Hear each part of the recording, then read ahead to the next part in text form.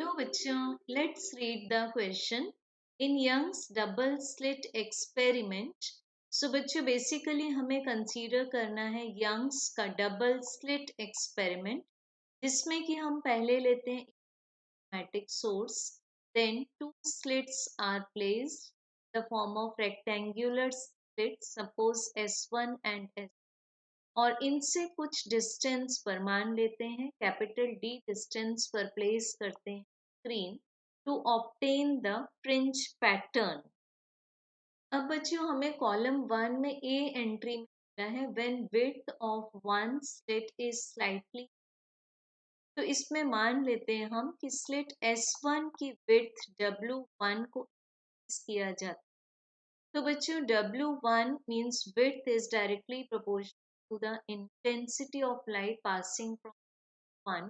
So हमें जो maximum intensity देगी, मैक्सिमम इंटेंसिटी जब दोनों वेव सेम फेस में हो और उनके बीच का फेस डिफरेंस कांस्टेंट होगा, मींस कोहेरेंट सोर्सेस कंसीडर, तो हमें जो मैक्सिमम इंटेंसिटी मिलती है that will I1 plus I2।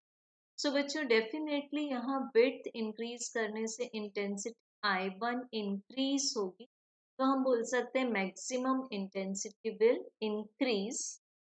तो बच्चों यहाँ ए एंट्री का आंसर आ जाएगा P, that is maximum intensity will increase.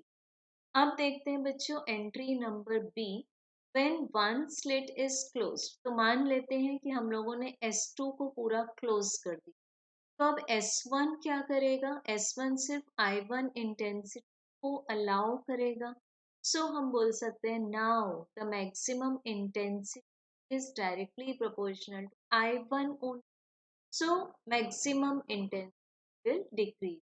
तो P क्वेश्चन का आंसर आ जाएगा Q। नेक्स्ट देखते हैं बच्चों C, when both the sources are made incoherent, तो फर्स्ट ऑफ ऑल समझेंगे इनकोहेरेंट सोर्सेज का।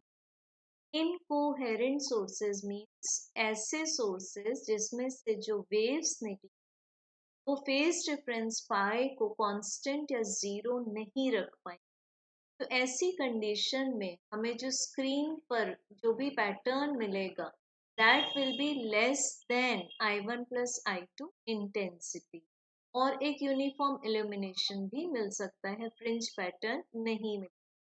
सो बच्चों यहाँ भी आ जाएगा maximum will decrease, so this is Q। And the last entry, when a glass slab is inserted in front of one of the slits, so बच्चों अभी मान रहे हैं S1 S2 दोनों ओपन है और S1 के सामने हम लोगों ने एक थिन शीट रख दी, इसका थिकनेस है T और इसकी रिफ्रैक्टिव इंडेक्स है म्यू।